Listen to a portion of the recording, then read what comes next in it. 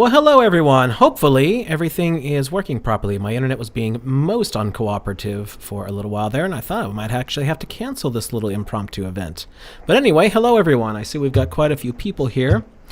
Hopefully everything is working and everyone can be heard. Chat room, if you want to let me know if everything's working okay. That would be great. They're saying echo. That was probably because the commercial was doubling up, but that's all right. I don't care about that.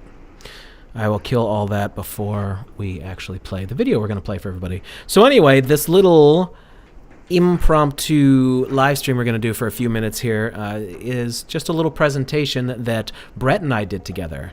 If you're not familiar with him, this is my very good friend Brett William Dietz. He is a composer, doctoral professor of music. He's the one that did the composition for the Shoot the Moon film. We're going to talk for a few minutes about what we're doing and what we're up to. And Crow is also joining us just to add in his couple of points as well. So how's everybody? Let me check this chat real quick. Make sure we're looking good. Okay, better. Everyone's good. All right, awesome. All right, so Brett, I don't think you've really spoken too much to the general public. So why don't you tell everybody who you are and what you're about, and then we'll get to the show. Sure. My name's Brett, and I've worked with Jason now for about 3 years. What do you say now? Yeah, we've been friends for a good few years now. Has it been that long? Yeah, and then Jason and I actually connected. Through Crrow. I actually was a big listener, fan of Crrow about 5 years back. I found out that you were actually in Baton Rouge, and I asked Crrow in the chat, a comment, hey, how do I get in touch with Jason showed me the way, and I got in touch with you, and then we had Rose and I had coffee at Highland Coffee there on LSU's campus. So yep.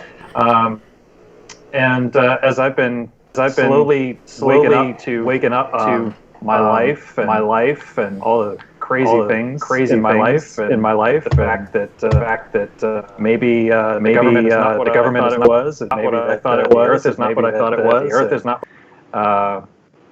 I just started to let that sort of stuff come out in my compositions. So I actually, when the COVID pandemic hit us, I spent a lot of time I'm just going to write. I'm going to write some percussion pieces that are going to. Basically, I did a whole thing on. Well, the first thing I did was I started with a Frank Zappa quote, and that was the first thing I sort of put up, and then from there I started doing a bunch of Mark Twain quotes, because I really do like a lot of Mark Twain's quotes. So I started doing that along with percussion. And it's been interesting. I've gotten some really strange comments from my colleagues and other people that I work with, and some other people that kind of dig it, understand it.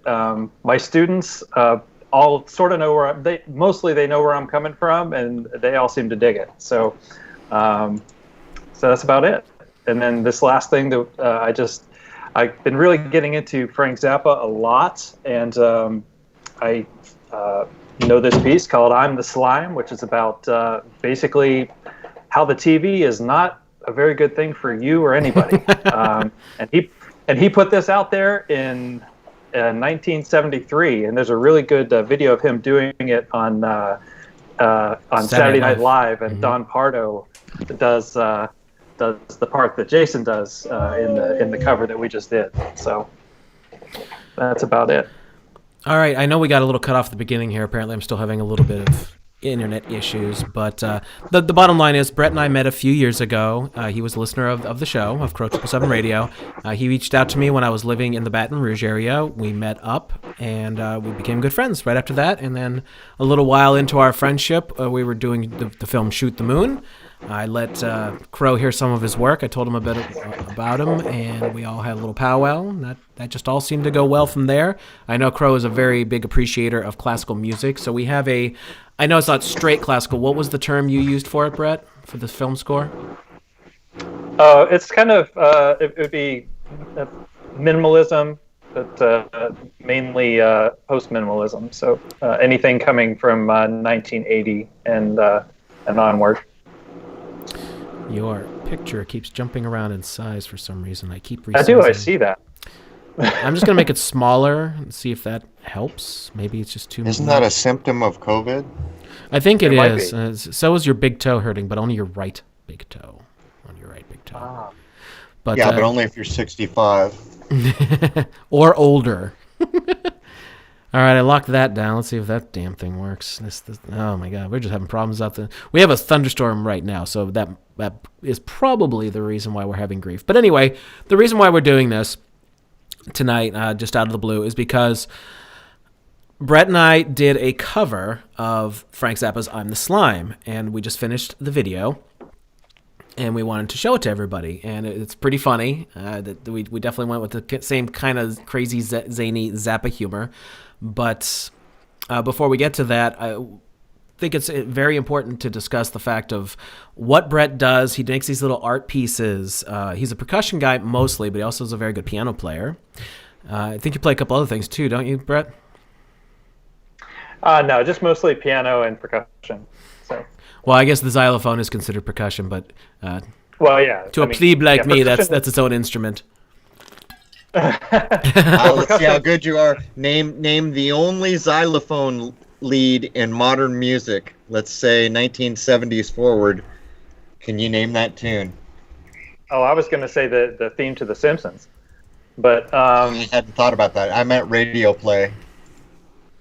No, you got me. Actually, I should have kept my mouth shut because now I can't remember the title. It's Moonlight. It's something Moonlight. I should have really not said that. Now I can't even remember who did it. I think it was Pilot.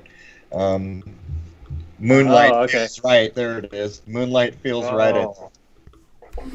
Well, mostly in Wasting Away in Margaritaville actually has a marimba in it too. So. And most of Frank Zappa's music all had, he always carried a classical percussionist with him whenever he played his shows. So. Wow. It's claimed that Frank Zappa had an off-the-charts IQ, but maybe we should frame who Frank Zappa actually was. Well, that's why I wanted you to join us, Crow. I figured we should talk about things a little bit. And, I mean, no matter what, the song and the video is funny and the message is there, but we wouldn't just throw a video at you without giving you a little background, because Frank Zappa is indeed one of the people who played a very large part in the Laurel Canyon scene situation. But Crow, where did you want to take that? Well, I think I would go further than that. I think I would assign Frank Zappa Lord Bufu, Emperor of Laurel Canyon.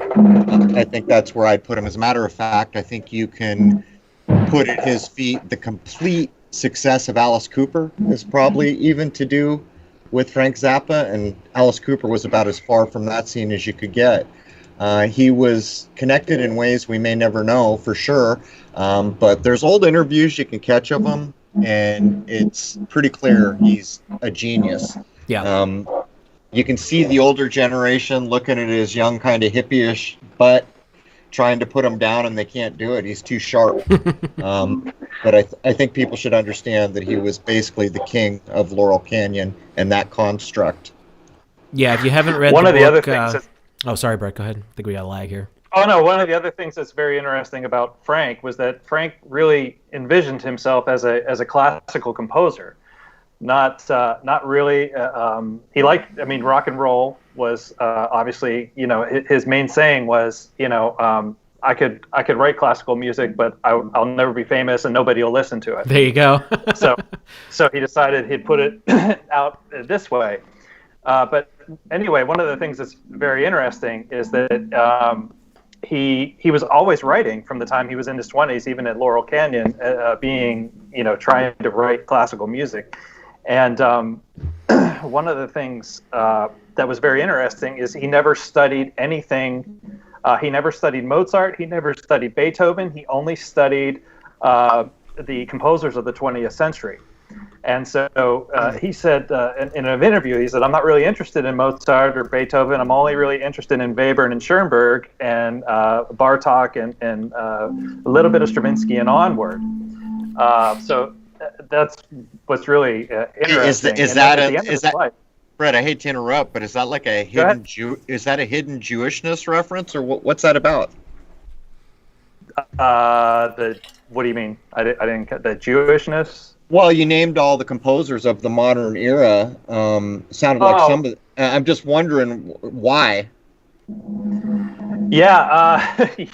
Well, what you're saying, what he was interested in was the 12-tone school, which started with Schoenberg, which is also called the Second Viennese School, and so it would be Schoenberg, Berg, and Weber. And he was very interested in 12-tone music. The idea that you could use all 12 tones, but you use them in different intervals, dissonant intervals, the whole time. And so, but like I was saying, at the end of Zappa's life, he was writing classical music, and getting performed in Europe all over the place. And he has a really, really good piece called "The Dog Breath Variations." Which is a really, really good suite for.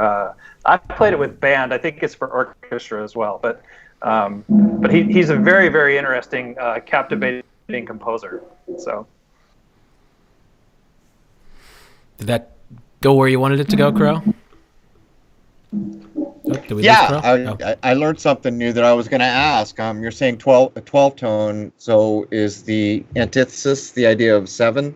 Is that the idea there? So 12-tone would basically be, we get through this period, the earliest 20th century, where you have Mahler and Debussy, where everything is really getting chromatic. It's going from, instead of, this, as all music is, the 1 chord, the 4 chord, and the 5 chord. And so these Mahler and Debussy were kind of, going from key to key to key, like rapidly all the time. So you can never really tell what key they were in a lot of the time. And so the next step for Schoenberg was that, well, I'm going to break down tonality completely and let it go away. And I'm only going to use the 12 tones from the scale. And I'm going to use them in the most harshest dissonant intervals, like a minor second, a minor ninth, or a major seventh, or a tritone. And those sorts of things. So, and then you would create these rows that would encompass all 12 tones, and then you would move on to the next set of your 12 tone that you wanted to do. And Schoenberg created this whole thing where he was basically, creating the theory of his music as he created it. And of course, it didn't really survive.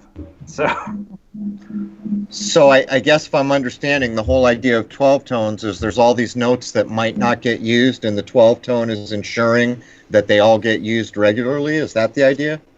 That's the idea, correct. Okay, I get it.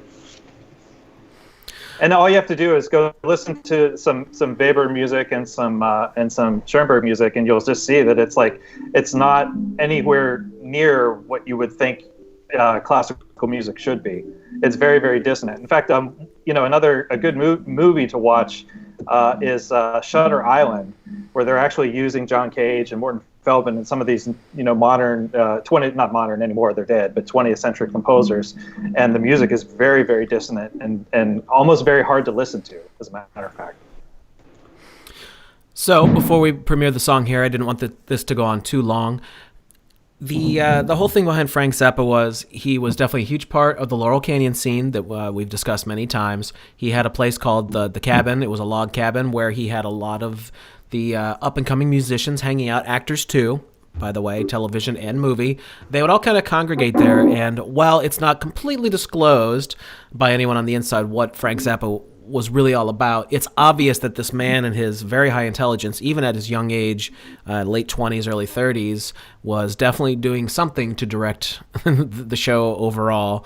And the Laurel Canyon scene lasted for quite a few years, the 60s into the 70s. And of course, just like so many people, as we've discussed many, many times before, he has connections to the military-industrial complex directly in his family. So that's about it. Let's let you guys hear the song. Unless anybody else wants to say anything, and then we can have a quick what do they call them? A reaction video afterwards. I'm good. Let's do it. All right. So this is real quick, just so I probably didn't make myself that clear. Brett and I did a cover of Frank Zappa's I'm the Slime. It was Brett's idea. He did the percussion and some of the vocals. I did the rest of the vocals and a little bit of guitar work. I then mixed it and mastered it in my studio. So hopefully you guys like it, and I'm looking forward to see what you have to say.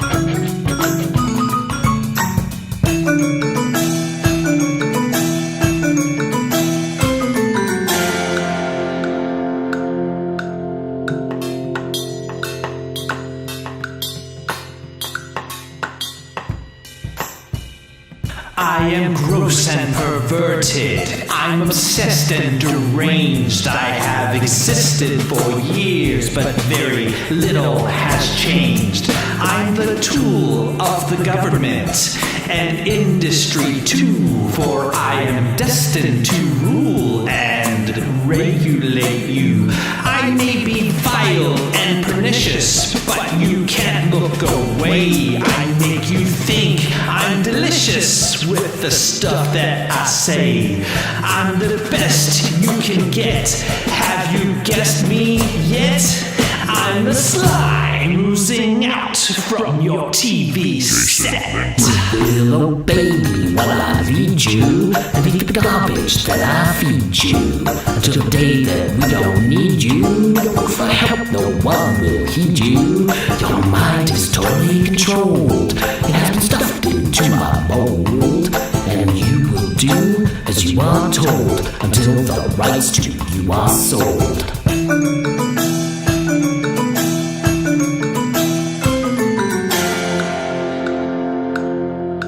That's right, folks. Don't touch that dial. Well, I am the slime from the video, moving along on the living room floor. Well, I am the slime from the video, can't stop the slime when people look at me go. Well, I am the slime from the video, moving along on the living room floor. Well, I am the slime from the video, can't stop the slime when people look at me go.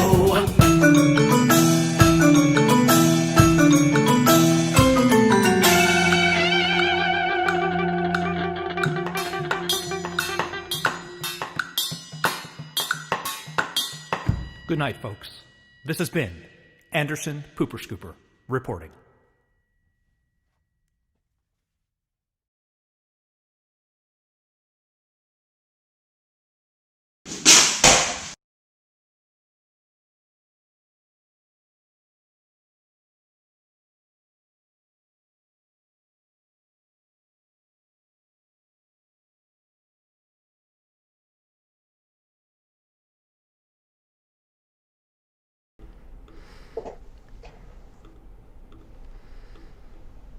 All right. That'll do it.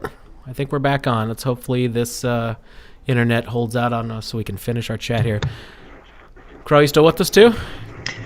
Yeah, I had to kill everything on my end so I just took it off YouTube to check it out. It's better than Zappa. I was never much of a Zappa fan, but that's better than Zappa. Oh, good. Well, thank you. So anyway, I hope everyone found that entertaining. Crow hadn't seen the video yet. I did let him hear the final mix of the song though, just to make him laugh. But what'd you think, Crow? Were we artsy fartsy enough for you? It's timely, but to consider that someone wrote that, 60s, 1973. Early 70s, goes to show you. I think I would assign him architect of Laurel Canyon. I think basically they took a genius that they knew was a genius and said all these kids are going to come here and do drugs and make music. Why don't you keep control of it? You get to herd the cats. Yeah, exactly. But I like that better than Zappa's version, actually. Oh, cool. Well, one of the things that's very interesting about Zappa was he never really felt that, his band was very popular. I mean, there was always, as I've researching him, he's just kind of like, yeah, well, we're not mainstream enough, and and those sorts of things. So it always seems like I don't think he tried to be. I mean, you're talking about a guy who did an orchestra on a bicycle. One of his most quotable lines of all time is, "Don't you eat that yellow snow? That is where the Huskies go." I like the Muffin Man myself. Yeah. Yeah. Well, anyway, he's just a very, very interesting character to kind of study as a musician too. So, what are you eating? Hold on. Crow and his puppy. No. All right, well, we weren't something. intending to take this very long. If anybody has any questions in the chat, I can take a quick look at that. I know we're like a 30-second lag, so I'll give it a second. But, hey, Bob, I see you. Bob's been a Zappa fan. Thank you. I'm glad you guys enjoyed it. I'm glad you enjoyed it, and everyone else seems to as well. I'll take a quick look through here and see if anybody wants to talk about anything real quick before we sign off. Isn't there a very Hollywood version of the Laurel Canyon scene that's out right now? And has anyone noticed that Zappa is the king of that scene? Apparently he's not a part of it, or is he? Well, you mean like a TV show? I know that the last I knew, Jared Leto was the only big figure in Laurel Canyon as of right now. It doesn't really get a lot of attention anymore, but I think he's referencing they're running. I think it's a 2-part, maybe hour and a half a piece for each part, review of Laurel Canyon to try to instill in your mind what they want you to think about, how all that music just magically happened by itself there. They draw the history they want you to remember, but that's running on, I don't know, I saw it in the TV listings, so I know it's running. There is something I watched, and it was starring Jacob Dylan, who looks really old now. But I guess he was a 90s guy, so that makes sense. But yeah, there was something I saw, and yeah, they did try and make it sound like it was very organic, which It was anything but. There was no music industry on the West Coast. All music was in Nashville and maybe New York, maybe to some degree Chicago. There was no infrastructure for music. They created it. Not only did they create it, they, as is the research that others have done, like McGowan, but the stuff you and I have done, they invented the way hippies were going to look before there were hippies. They had hippie stores there. It was all orchestrated, and I would imagine, from what I know from our research, that Zappa was the king of that, probably because he was the smartest guy in the room everywhere he went. Very good chance of that, absolutely. I mean, there were some other guys that definitely aren't stupid. I mean, I've heard David Crosby speak, and he sounds like a dick, but he seems like he's not stupid either. But yeah, I think Zappa probably was the top of that chain there. There's a story too. That dude looks like a walrus, and even when he was young, he wasn't the handsomest dude in the room, and yet all the women were trying to have babies with Crosby. Well, he's master. It turns out his bloodline goes right back to... Or Van Buren? Is that what it was? Is it like, I don't know, it's like George Washington or some nonsense? I don't remember, but it's like that. It's like one of the big founding family names. So if you're Crosby, you can go do drugs on a boat until you're insane, blow up your liver, and then just show up at the hospital and get a new one, apparently. Well, when you have that kind of... I think it's Van Buren he's related to. I haven't looked at that information in a while, but yeah. I think you may be right, but it's right. The bloodline somehow mixes right into the founding big blood. In other words, the bloodline was so important, all the females around the Laurel Canyon knew how important his bloodline and wanted children with him.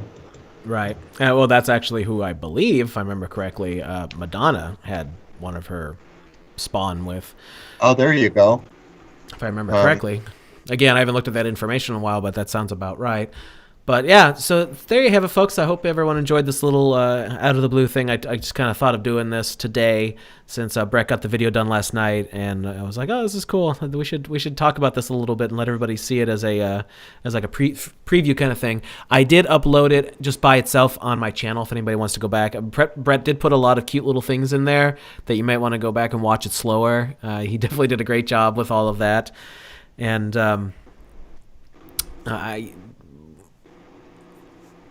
how many videos have you? I'm trying to remember, Brett. Have you got 4 or 5 other pieces done that are kind of like along this line?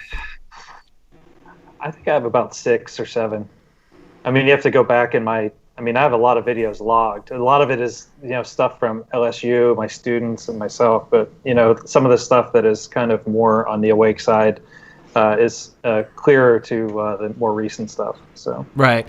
And you've got a couple of characters that you invented that you're now recycling through the videos, which is great. Just pointing out just the crap that the Elite does to us. I don't know if I've ever shown any of those to you, Crow. But anyway, Brett's got his own channel, Brett William Dietz. Doesn't have a lot of subscribers, so I'd love to get some folks over to check out his work. But I also made a Facebook page to represent his work as well, so this will be going up on that. And again, it's under Brett William Dietz. But I won't keep you guys any longer. I just thought this would be a fun little thing to do and see how everyone responded to the video, because I thought it came out great, and I was laughing my ass off. So, and we did have a very fun time making it. Yeah, it was a lot of fun. Thanks a lot, Jason. Thanks for collaborating with me. Appreciate it. Oh yeah, we got to do a lot more of this. After doing Shoot the Moon, I was like, wow, this is great. That just the vibe we have is just it's what I like to see in music. Well, the Shoot the Moon, when you go back and you check out Shoot the Moon after you haven't watched it in a while, it's just that soundtrack so meshes with what's going on there. It's perfect. And I'm not a big, I don't like the canned stuff, but what did I think I told you two or three tracks, Moonlight Sonata. I picked a couple classics that related to the sky clock in some way, or more closely to the moon, but even the versions that Brett made of those are not just carbon copies. They're unique. Right, yeah. Oh, we have Moonlight Sonata opening the film, but Brett did a bit of a, what would you call it, almost like a little bit of electronica to it, and when I mixed it, I actually gave it a little extra pump too, to kind of make that kick drum that you put in there, that kick and snare, to kind of hit harder, because I was like, oh, this is going to be its own unique version. So we did that. And then Claire de Lune, you did kind of just a very slow, melodic. It was perfect to go along with the scene of Crow walking down the beach, and it was just a great way to end the film. And by the way, we did release the soundtrack. If anybody wants it, just the soundtrack by itself, that's available on CD Baby as a digital download. I think I only put it for a couple of bucks. I don't even remember now. People bugged me for it, and I finally took the time to get it all mastered, make sure all the levels were even and all that. And a few folks got it, and then they just kind of pittered out. But it is available if anybody wants it. There you go. Are people still watching? Jason? Not like we were getting it, but the last huge pop we had was when we first started hooking up with Owen Benjamin. And Owen was talking about it, and you went on with them, and I went on with them. We got a huge push that time, kind of like when we first released it. And it's just been, people still watch it, but a lot of it is the freebies that we give out. If you're a subscriber to the recurring, I can't think of the word. A recurring subscriber, you get to watch Shoot the Moon for free. All right, anybody got any final words, or shall we say adieu? Don't you eat that yellow snow. There's my final intelligent comment for the night. But one thing that Zappa said that I thought was really funny, he was asked about culture in an interview in the United States, and he said, "What culture?" And he says, "The only culture that we really have in America is baseball, cheeseburgers, and Journey." So, Journey's still impacting to this day. How is he wrong? Right? Well, that really struck me. I was like, wow. So anyway. Yeah, are you ready, Player One? We're right on the cusp here. Yeah, right. Exactly. So, well, anyway, thanks a lot, Jason. Thanks, Crow. Thanks for coming on. Appreciate it. Good to see you again, Brett. All right, that was a fun little chat, guys. Thanks so much for being here, and thank you to everyone out there. And we'll see you tomorrow for the live stream. Same bat time, same bat channel. Take care, everyone.